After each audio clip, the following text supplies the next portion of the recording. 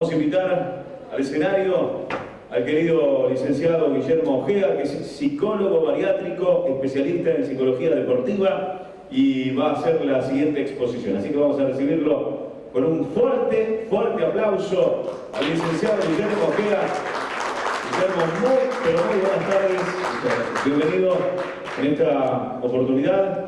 El licenciado nos va a hablar del rol del masajista como motivador en el marco del trabajo multidisciplinario. Bueno, muy buenos días.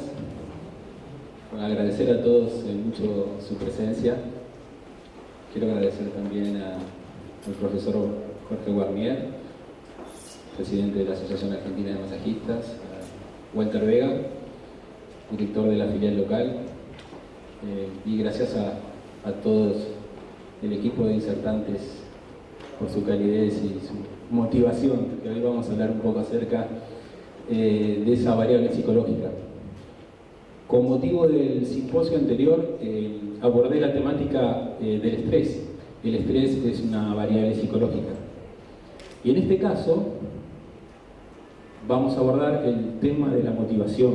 La motivación también es una variable psicológica, no es algo estático, sino que la motivación es algo que varía. Y todos los que formamos un equipo de trabajo desempeñamos un rol psicológico en relación a la motivación. No es de exclusividad del psicólogo trabajar la motivación, sino que todos los que formamos parte del equipo multidisciplinario desempeñamos un rol psicológico particular, porque el masajista, en el momento precompetitivo, a la hora de hacer un masaje, interactúa comunicacionalmente con el deportista y también tiene la posibilidad de desempeñar un rol motivacional a través de alguna palabra de aliento, a través de la escucha del deportista.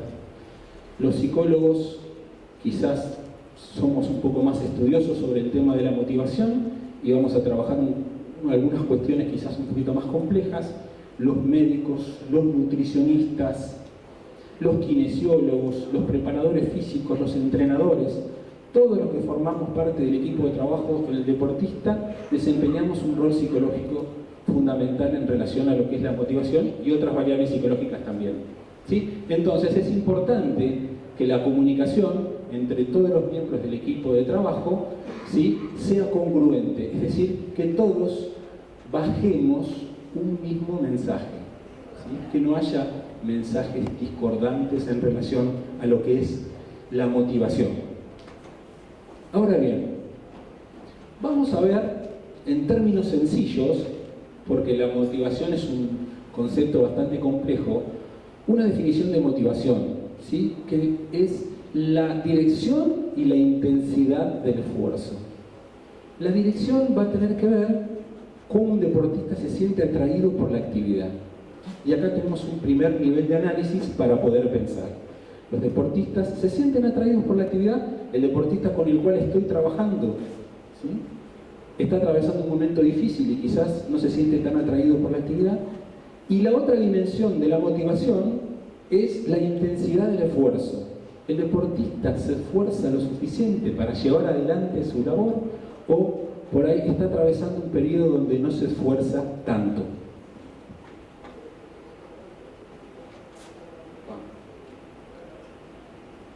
Bueno, pero también hay algunas definiciones que algunos agentes deportivos, entrenadores, profesores u otros más, realizan acerca de la motivación, y algunos las definen de una forma un poco imprecisa, considerándolas solo como una característica interna de la personalidad. Entonces dicen, es una persona muy motivada, pero fíjense este aspecto, solo como eso. Entonces habría personas que son motivadas y personas que están poco motivadas. Otros agentes deportivos definen a la motivación solo, y acá remarco esta palabra, solo, como una influencia externa. Necesito algo externo que me motive. Y otros la consideran como una consecuencia o explicación de nuestra conducta. Necesitaba algo que me motive y por eso lo llevé adelante. Ahora bien, el concepto de motivación debemos entenderlo como una interacción entre tanto factores personales como factores situacionales. Entonces, debemos tener en cuenta ciertas características de personalidad del deportista, ¿sí? Su personalidad, sus intereses, sus metas, y determinados factores que son situacionales, como pueden ser las instalaciones y los recursos, el estilo del entrenador, qué clima motivacional el entrenador promueve. ¿Sí? El entrenador puede promover diferentes estilos motivacionales, más orientados hacia los resultados, más orientados hacia las mejoras, ¿sí? Y el historial del deportista en cuanto a éxitos y derrotas. Entonces, a la hora de trabajar la motivación, será fundamental tener en cuenta esta interacción entre factores individuales, personales y factores situacionales. En relación ahora a lo que son los aspectos comunicacionales, ya muchos entrenadores, tenemos a Pep Guardiola, que habla acerca de la importancia de personalizar los mensajes en relación a lo que es la motivación, ¿sí? Entonces, es importante no personalizas el mensaje, cuando se lo explicamos a todos por igual. Entonces, es importante conocer la personalidad del deportista, ¿sí? Y personalizar el mensaje, ¿sí? No todos los deportistas se motivan de la misma manera, ¿sí? A un deportista le decís una palabra un poco intensa y por el deportista un poco decae, y a otro deportista se lo decís una palabra por ahí un poco más intensa y el deportista, digamos, se motiva más. Entonces, hay que adaptarse y hablar el mismo idioma que los deportistas.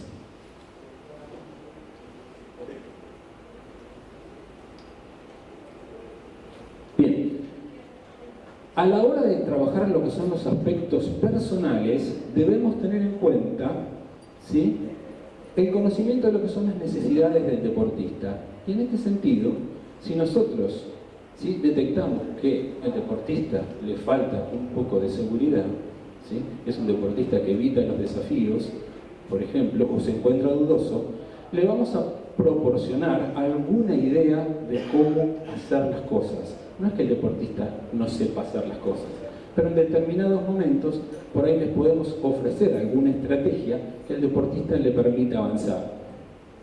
Si el deportista se esconde, ¿sí?, o busca demasiado llamar la atención, trabajaremos con alguna estrategia que tiene que ver más con hacerlo sentir importante y darle un cierto protagonismo.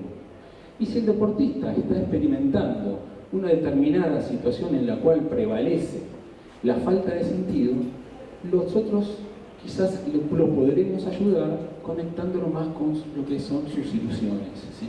Bueno, ¿cuál es la ilusión que tenés para esta competencia? Entonces, fundamental conocer las necesidades del deportista y cómo podemos, a través de alguna estrategia psicológica, poder ayudarlo. Y en este sentido es que puse esta diapositiva. Muchas veces un error frecuente que llevan adelante algunos agentes deportivos es decirle al deportista: vos tenés que estar más motivado. ¿Pero qué le estamos queriendo decir con eso? Es lo mismo que si a mí me dijeran, no sé, vos tenés que tener más confianza. ¿Y qué me querés decir con eso, que tengo que tener más confianza? ¿O qué me querés decir que tengo que estar más motivado? Si yo no tengo ninguna estrategia personal para poder sobrellevar esa situación, ese mensaje aparece como medio como vacío, ¿sí? Vos tenés que estar más motivado. ¿Qué me estás queriendo decir? Diferente es que si yo le puedo proporcionar alguna idea acerca de cómo puede estar más motivado, le puedo ofrecer alguna estrategia para que el deportista pueda decir: ah, bueno, me voy a proponer una meta, voy a alcanzar determinado objetivo. Ah, me puede ayudar a decirme tal palabra, me puede ayudar a darme una instrucción, me puede ayudar a hablarme a mí mismo, motivándome, vamos que puedo, ¿sí? Y también en eso hay que tener cuidado, porque ese vamos que puedo siempre tiene que estar en sintonía con la creencia que uno tiene interna, ¿sí? Si no son las frases, vamos que vos podés, y si yo siento como deportista que no puedo, quizás ese mensaje no me llega de la forma que si yo tuviera un buen nivel de autoconfianza, y ese mensaje por ahí puede potenciarme más. Y acá tenemos una cuestión muy interesante, que es la vinculación entre dos variables psicológicas, como son la motivación y la autoconfianza. Entonces, a la hora de motivar, tengamos en cuenta cómo es la autoconfianza de un deportista. ¿Es una autoconfianza débil? Entonces, si yo le digo, vamos que vos podés, no va a alcanzar. ¿Sí? Si el deportista está atravesando una situación de falta de confianza, las situaciones de falta de confianza se caracterizan porque el deportista por ahí centra más su mente en sus puntos débiles que en sus potencialidades, ¿sí? Siempre está, lo mismo pasa muchas veces con el perfeccionismo, ¿sí? Con deportistas que son perfeccionistas, que ponen mucho énfasis siempre en lo que fallaron, ¿sí? O sea, a la hora de empezar a trabajar algunas cuestiones que tienen que ver con la autoconfianza, con esa creencia que el deportista tiene de que puede realizar con éxito unas determinadas tareas, es importante ir trabajando de a poco y progresivamente. No una frase motivadora no me va a solucionar mi problema de confianza. Mi problema de confianza lo va a solucionar el trabajo que yo pueda ir haciendo mediante determinadas estrategias como, por ejemplo, uno son los logros de ejecución, ¿sí? El entrenamiento, el anticipar dificultades, en proponerse soluciones.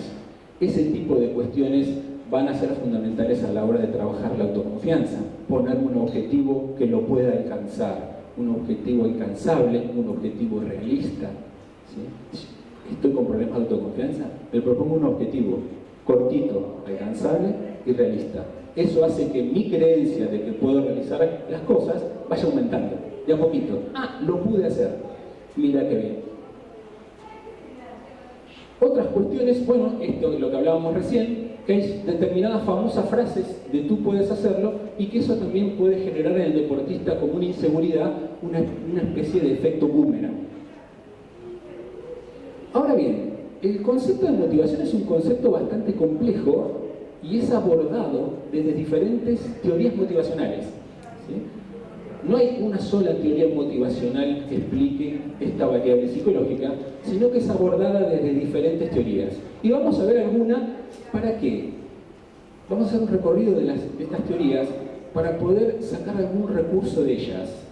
Siempre, por lo menos desde que he abrazado esta profesión, siempre me apasionó la interrelación que hay entre teoría y práctica. La teoría sola no me alcanza, ¿sí? Lo que me parece fundamental es poder siempre articularlo con una cuestión práctica. Entonces intentaré en esta oportunidad hablar sobre las teorías motivacionales y que las podamos pensar también en función de términos prácticos.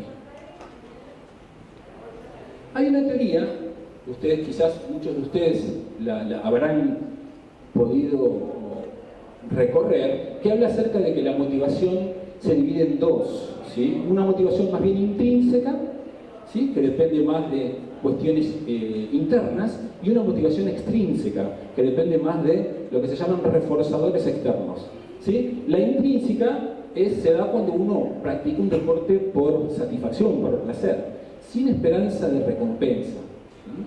Disfrute, probarse uno mismo, experimentar cosas nuevas. Yo no espero ningún tipo de recompensa, ¿sí? Externa. Disfruto de la actividad, la paso bien, ¿sí? Y eso es una motivación más bien intrínseca. Es a la que todos queremos apuntar cuando trabajamos con los deportistas, a que el deportista desarrolle una buena motivación intrínseca, ¿sí? Que no dependa tanto de la cuestión de los reforzadores externos. Y también podemos hablar de una motivación extrínseca cuando los deportistas dependen de refuerzos, ¿sí? Que resultan imprescindibles para que el deportista se esfuerce por entrenar y competir, ¿sí? Yo pensaba en este caso particular de motivación extrínseca, por ahí, la situación que está atravesando el ex jugador de Barcelona, Iniesta. Iniesta está atravesando un momento de su carrera que se está por retirar, entonces quizás la motivación que más prevalezca en Iniesta va a jugar a China, es una motivación más bien extrínseca, ¿sí? Quizás más por una cuestión de dinero, o más que de reconocimiento social, ¿sí? No porque sea mercantilista, sino quizás en esta etapa de su carrera prioriza desarrollar ese tipo de cuestiones, y su motivación quizás en este momento de su carrera pueda ser infiero, ¿no? Infiero, soy respetuoso en eso, porque para hablar de un deportista uno lo tiene que conocer, y de todas maneras, bueno, no estamos habilitados los profesionales a hablar acerca de la vida de los deportistas. Pero infiero, como una inferencia, de que puede prevalecer en él una motivación más bien extrínseca. Después, vemos otras teorías motivacionales, ¿sí? Es esta, donde explican que los deportistas pueden orientarse hacia dos tipos de orientación: hacia el resultado o hacia la mejora. ¿Qué pasa si los deportistas se orientan hacia los resultados? O digamos, exclusivamente hacia los resultados, ¿sí? Son deportistas que se preocupan en compararse con los demás y ganarles. Es decir, juzgan su nivel de capacidad comparándose con los demás, ¿no? Son muy resultadistas. Les interesa mucho esta cuestión, estos polos, esta polaridad entre ganar y perder, ¿sí? Pero cuando ganan, tienen una elevada capacidad percibida. Te pueden decir, yo soy el mejor. Pero cuando pierden, esa capacidad percibida disminuye, ¿sí? Entonces, es una motivación más bien inestable, ¿sí? Porque cuando ganan se sienten los mejores y cuando pierden se sienten los peores. Entonces, si un deportista se vuelve muy resultadista, ¿sí? Puede caer en esta cuestión y su confianza es la que se va a volver inestable. Van a ser deportistas inestables porque van a ser muy resultadistas. Si ganaron o una racha de victorias, la confianza arriba y su motivación arriba. Si pierden, la confianza y su motivación bastante abajo. Entonces hay que tener algunos recaudos en relación a este tipo de orientación motivacional. Ahora bien, ¿es demasiado mala esta orientación motivacional? Podríamos decir que no, porque esta orientación motivacional en un deportista que tiene un buen nivel de autoconfianza será fundamental a la hora de querer derrotar a otros rivales, ¿sí? No sé, Federer, por ejemplo, grandes deportistas, su motivación hacia la tarea, hacia la mejora es muy buena, tiene un buen nivel de autoconfianza y quizás se propondrá como objetivo motivacional derrotar a determinado rival. Entonces, un poquito, una dosis de esta orientación hacia los resultados no sería mala. Si esto se convierte en algo demasiado extremo, sí, por ahí perjudicaría bastante el rendimiento del deportista o de los deportistas. La otra orientación motivacional que se propone es una orientación hacia la tarea, ¿sí? Y la orientación hacia la tarea favorece que las acciones se dirijan hacia el aprendizaje y que el deportista vaya superándose en función de criterios autorreferentes. Voy mejorando de acuerdo a mis capacidades, a diferencia de la otra, donde me comparaba. Acá es una cuestión de autosuperación personal, de aprendizaje. Entonces, es una motivación mucho más estable desde el punto de vista de la autoconfianza, porque el deportista puede sufrir una derrota y hacer una evaluación bastante buena de lo que fue su desempeño deportivo. Dice, bueno, está bien, perdí, pero hice una serie de cosas durante el partido que la verdad que estuvieron muy bien, ¿sí? Ciertas cosas que me dijo el entrenador, las pude llevar adelante, mejoré determinados golpes. Entonces, este tipo de orientación motivacional, por ahí está muy interesante que ustedes la puedan promover también. En este caso, el éxito o el fracaso depende si se aprendió o si se mejora una tarea, ¿sí? Fracaso entre comillas, ¿sí? No fracaso en el sentido de fracaso deportivo, sino bueno, no alcancé el objetivo, nada más. Después hay otra teoría motivacional, esta es de un psicólogo deportivo muy reconocido que se llama José María Buceta, ¿sí? Que es el director del máster en Psicología del Deporte de la UNED de Madrid, que habla de dos tipos de motivación: la motivación básica y la motivación cotidiana. La motivación básica tiene que ver con el compromiso que el deportista tiene con la actividad. Entonces, ahí tenemos un nivel de análisis en el que ustedes pueden trabajar. ¿Cuán comprometido está? Y la búsqueda de determinados resultados deportivos. ¿El deportista está realmente comprometido? Bien, esa es una dimensión. La otra dimensión estaría en la línea de lo que se llama la motivación cotidiana, ¿sí?, que tiene que ver con el interés del deportista por la actividad diaria y por la gratificación que le produce esta. Entonces, motivación básica, evaluamos el nivel de compromiso del deportista con la actividad. Motivación cotidiana, ¿se divierte, la pasa bien? Entonces ahí tenemos un complemento, como para pensar prácticamente. Ah, pero el deportista está muy comprometido, pero bueno, no la pasa tan bien. En los entrenamientos por ahí se aburre un poco o se siente muy agobiado. O es un deportista que por ahí es más recreativo, ¿sí?, tiene un buen nivel de motivación cotidiana, la pasa bien, disfruta, tiene muy buenas condiciones, pero tiene una dosis por ahí menor de motivación básica y por ahí, no sé, no participa de los torneos y las competencias. Entonces, tiene un buen nivel de motivación cotidiana y un nivel bajo de motivación básica. Entonces, vemos cómo estos dos conceptos los podemos pensar también a la hora de trabajar con los deportistas para preguntarnos, a ver cómo está su motivación básica, a ver cómo está su motivación cotidiana, si vamos un poco para atrás, se orienta más a los resultados, se orienta más hacia la mejora, y también podemos pensar, su motivación depende más del mismo o depende más de cuestiones externas, para hacer un resumen. Ahora vamos a ver este aspecto que tiene que ver, un poco ahí lo motivó una de las participantes del simposio, que tiene que ver con la motivación y la frustración. ¿Cuántas veces los deportistas no logran los objetivos que se proponen? ¿Sí? Cuando el deportista se propone un objetivo y no lo alcanza, se frustra.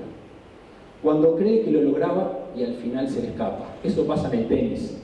El otro día leía una definición por tiebreak en el cual en el tercer set le ganó un tenista a otro 11-9. Entonces es cuando crees que lo lograbas, que lo tenés ahí y el otro había tenido una oportunidad de match point y la había perdido y bueno. Y pensaba en este ejemplo, cuando cree que lo lograba y se te escapó por un poquito. Cuando se había preparado mucho para lograrlo y no lo alcanza. ¿Cuántas veces sucede eso?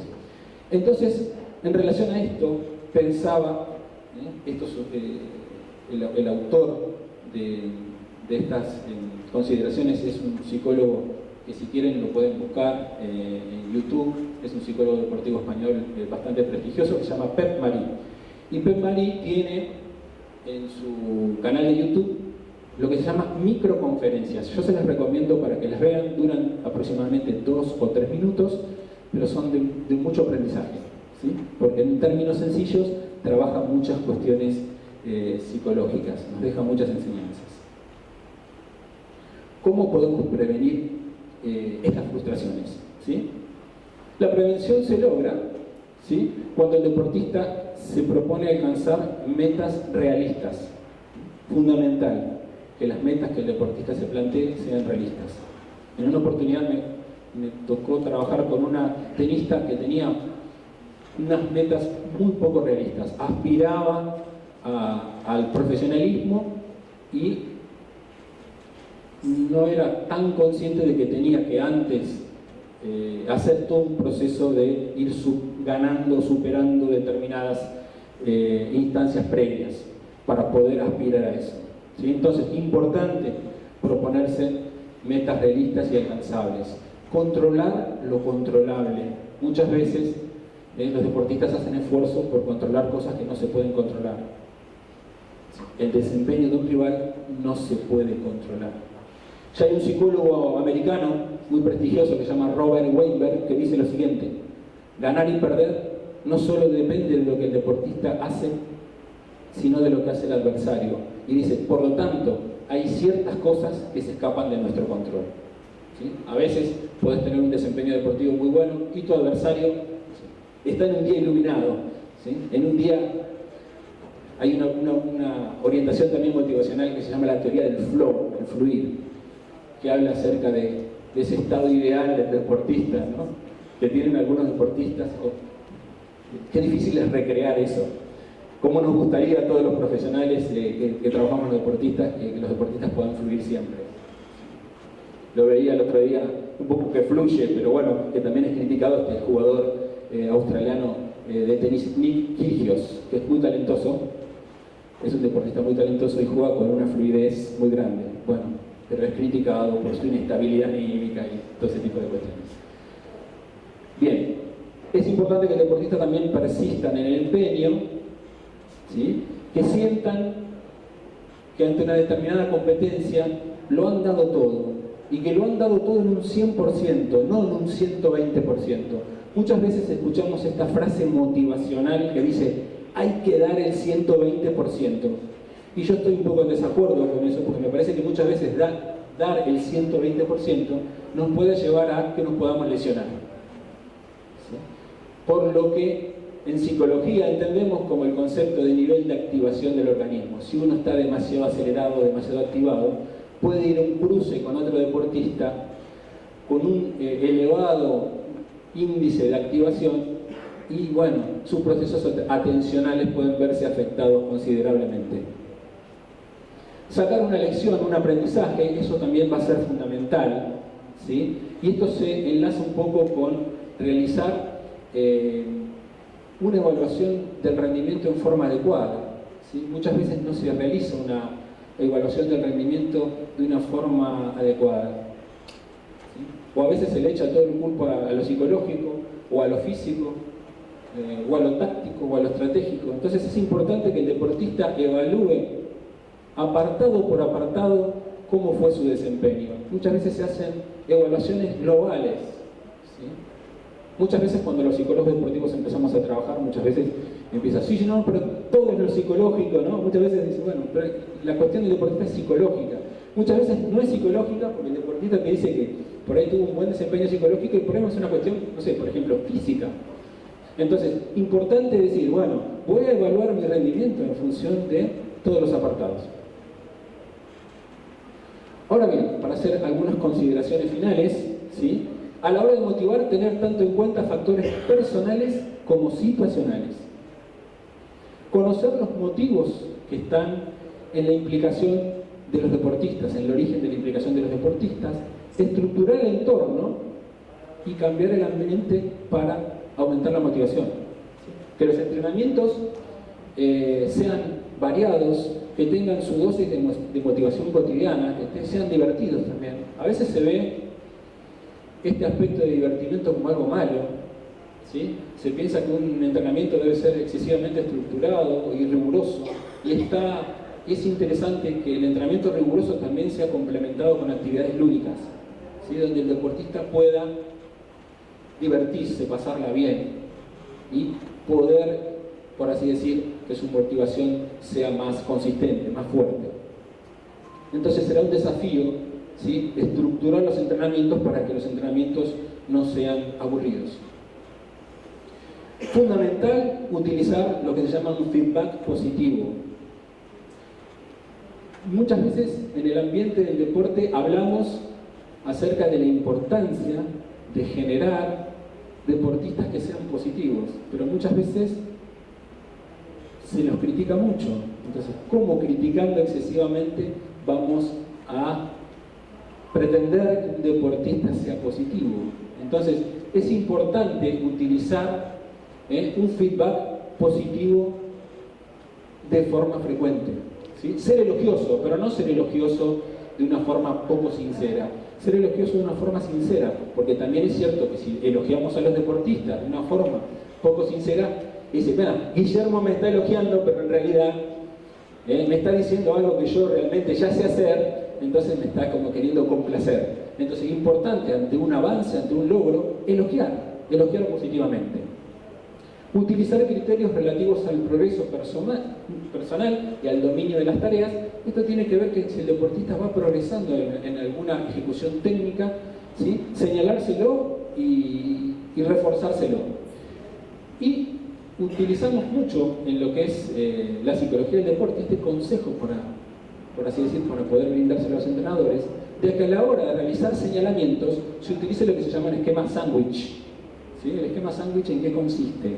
Que a la hora de hacer una corrección, comencemos siempre primero haciendo un comentario positivo, Luego, brindemos la información correctora, es decir, no quiere decir que no hay que corregir. ¿Sí? Un comentario positivo, mirá, esta parte de la ejecución realmente la hiciste muy bien. Luego, la información correctora, bueno, pero mirá, la mano la tenés que poner de esta forma. ¿Sí? Y finalizar también a través de lo que se llama un comentario alentador y positivo. Bueno, dale, vamos, que si lo practicás, vos podés. Interesante como un enfoque para trabajar. ¿Por qué? Porque los deportistas, si en primer lugar le haces un comentario positivo, ya no están tan a la defensiva. Si vos le vas directamente con la crítica, ya el deportista se te pone un poquito a la defensiva. Si le vas con un comentario positivo, ya lo toma de una manera diferente, por así decirlo. Bueno, como hablamos también, promover una orientación motivacional hacia la mejora, porque eso favorece los sentimientos de ser competente, favorece el compromiso con la actividad, como dijimos, favorece que la autoconfianza sea más estable, contribuye a tener más persistencia y contribuye también a disminuir los niveles de ansiedad, ¿sí? Porque los resultados son muchas veces lo que nos pone ansiosos. Si nosotros nos evaluamos en función de mejoras, nuestro nivel de ansiedad evidentemente que va a bajar. En relación al perfeccionismo, me gustó esta frase para transmitírselas: buscar el éxito es inspirador, buscar la perfección es desmoralizador. Qué importante que trabajemos con los deportistas este aspecto, que no sean perfeccionistas, que no caigan en situaciones de perfeccionismo y que rescaten mucho las cosas que hacen bien. ¿Sí? Si haces 7 cosas bien y 3 no tan bien, quédate con esas 7. Hay muchos deportistas que se quedan con las 3 que hicieron mal. Entonces, ¿cómo te ponen el entrenamiento? Mal. ¿Por qué? Porque, bueno, no sé, supongamos en un tenista, en el peloteo de 10 erré 3. No, pero metiste 7, bastante bien. Pero bueno, muchas veces los deportistas que tienen una tendencia a ser perfeccionistas piensan un poquito de esa manera. Bueno, subrayar los progresos personales, asegurar las experiencias de éxito, y esto por ahí tiene que ver con los más jóvenes. ¿Sí? Si un deportista viene con un historial donde las cosas no les van saliendo bien, un historial de derrotas, asegurémosles experiencias donde se puedan sentir exitosos. ¿Sí? Donde dicen, lo pude hacer bien. Utilizar refuerzos tanto verbales como no verbales. Los refuerzos verbales, ya hablamos de que lo importante es que sean positivos, y los no verbales pueden ser una sonrisa, que el deportista se sienta como que a través del lenguaje no verbal también y se comunica mucho, ¿no? Ya sabemos que hay muchos estudios al respecto. Hacer más divertidos los entrenamientos, que el deporte sea un reto para el deportista y que fomente su creatividad. También los deportistas se pueden orientar al éxito o evitar la derrota. Los que se orientan al éxito, ¿sí?, perciben a la competencia como un desafío. ¿Sí? Los que tratan de evitar la derrota tratan de desempeñarse lo más seguro posible y tienden a querer no cometer errores. Finalmente, y agradeciéndoles a todos por su cálida atención,